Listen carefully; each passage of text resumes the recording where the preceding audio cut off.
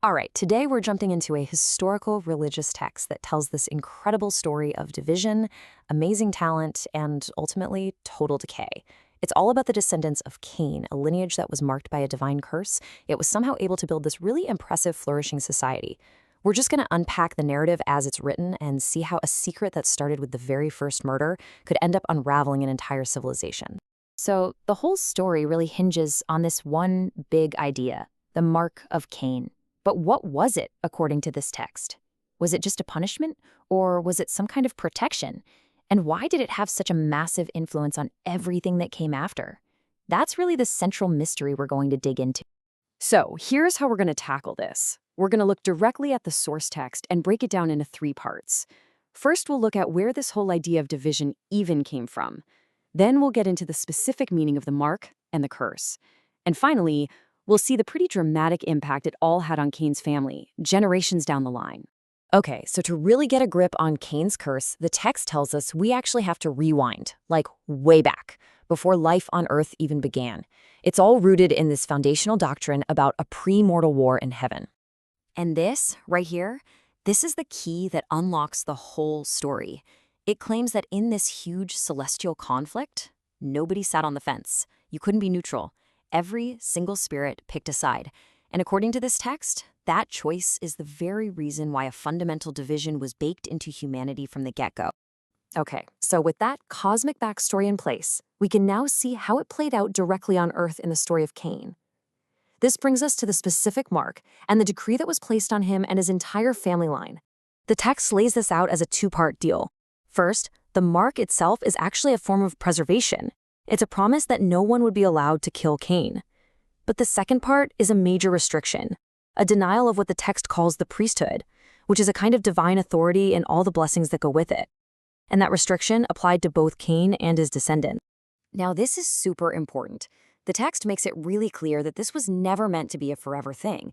The source material is very specific. It lays out a promise that eventually there would be redemption.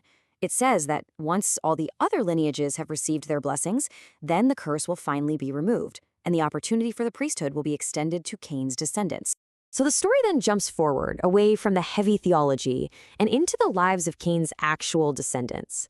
And, this is where things get, kind of surprising.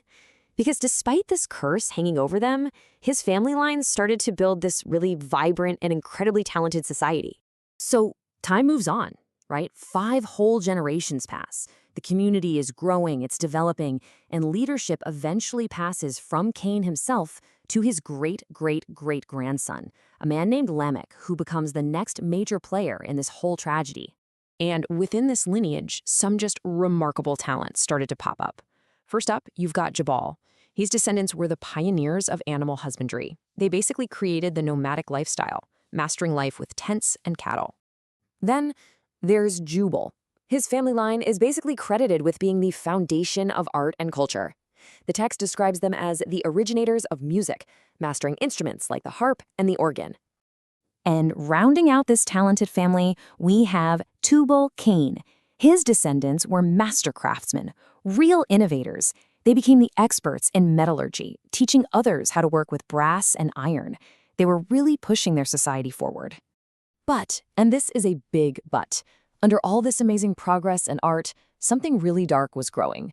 The text tells us that a secret society, a murder cult that started with Cain himself, was still very much alive and well. Okay, so before we go any further, you need to know this term, Master Mahan. According to this source, that's not a person's name, it's a title. It means you're the leader of this secret society that's all about murdering for profit. And the text traces the origins of this whole thing directly back to Lucifer. So, fast forward to that 5th generation, and who's in charge of this secret society? Yup, Lamech. Think about that for a second. The man who is publicly leading this talented, developing society is also secretly the head of a murder cult. Yeah, that kind of double life, it just can't hold up forever, can it?